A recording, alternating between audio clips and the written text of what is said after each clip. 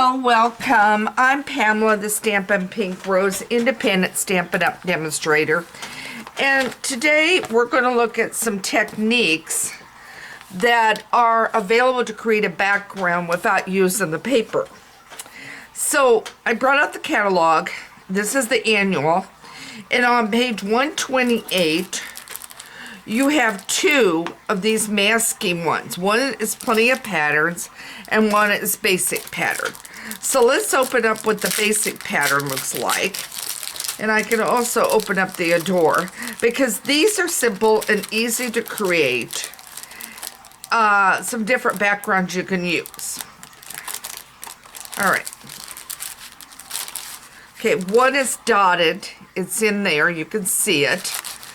Another one is like a woods. Another one is a pattern. And another one is this one. And I'm going to pull that one out. Then the other one they have available is plenty of patterns. And this one has like a stained glass and like a flowers. And a circular, and almost like tortoiseshell or something along that line, kind of a shelly. We're going to just do one of these, but they're in there. They are not real pricey. They're only about $8 a piece, and you get about 4 of them or so in a pack, so you really have an opportunity to do some creating. So that's on page 128. All right, now I'm going to lay that aside. Then I'll show you the other stuff on the other side. All you do for this is you lay it down.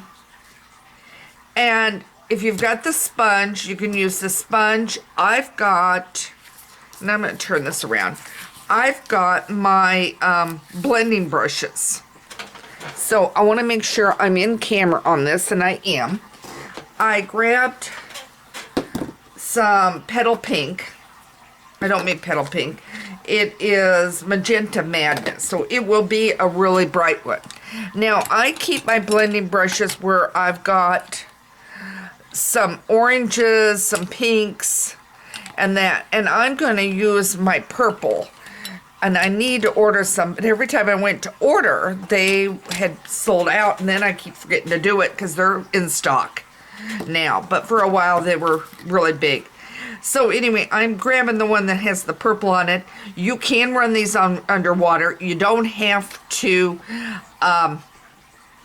get different ones. And I forget how many come in a pack, guys. So now off to the side, I'm swirling, and then I'm coming back on here. And I could do like a strip, and you could do masking tape or washi tape to hold this down. So, and all I'm doing is swirling. And let's say I wanted to just do a narrow strip of this. I could do that. I'm going to get some more on here. And do this.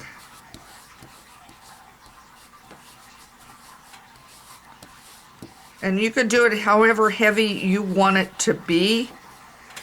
I want a little bit more because I've got some spots I'm not happy with. Okay. And I'm going to take this off. All right, mine slid around on here a little bit. Let's just flip it over. Let's see if I can get it where it's not going to move on me. I didn't bring anything taped down, and that's what I would recommend, is getting something to tape down. And you can go up, down, you can swirl, whatever pattern you want. Okay, now I'm not going to do any more than that. There, that's a little better. See, I saw to it didn't move this time. And then just run this underwater, and it'll wash off.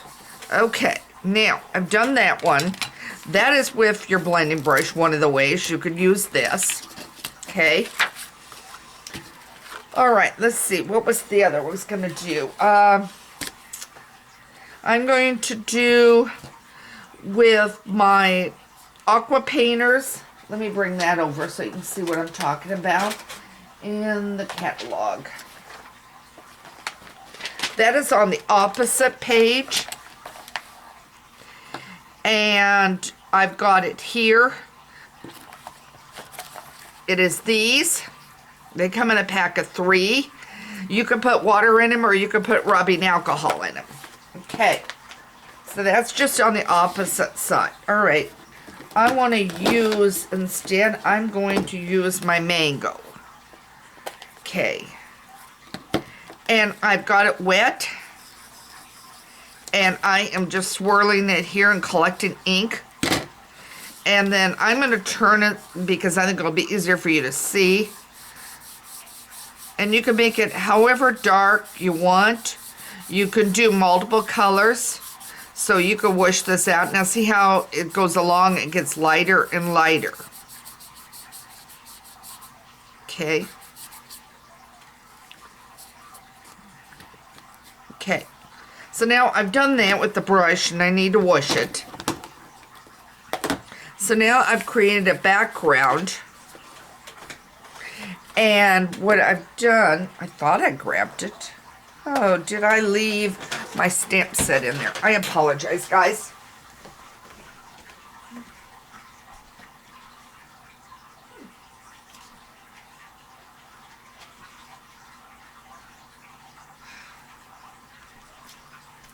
Now, why am I not seeing my stamp set? It's underneath, that's why. Wasn't looking good. Grab some trash.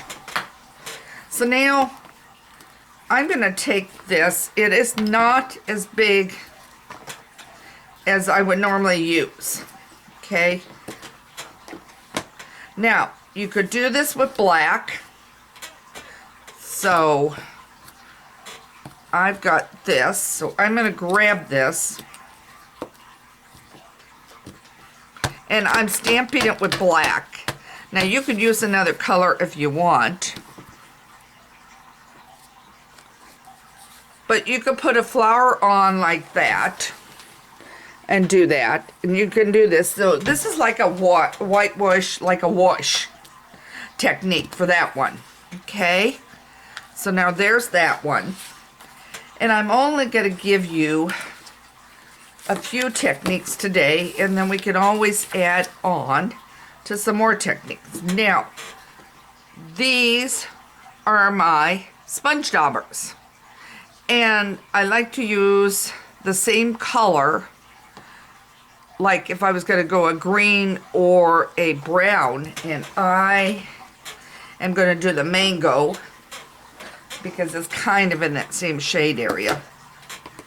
Boy, that piece popped out on me. So now here, remember how I did the color wash? So now I could do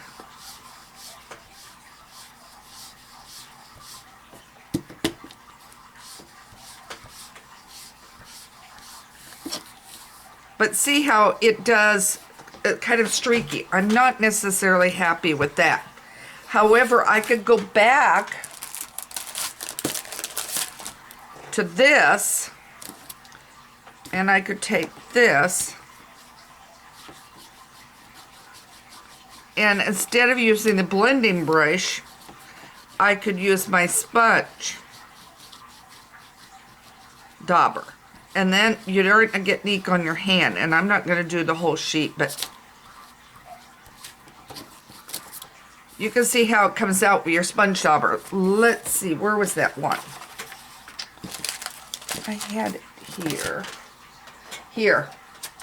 This is a different pattern. But look. I've done it 2 different ways with the sponge dauber. So I meant, what I'd recommend is see which one you want to try and give it a whirl. There's points and times I like my sponge daubers. And the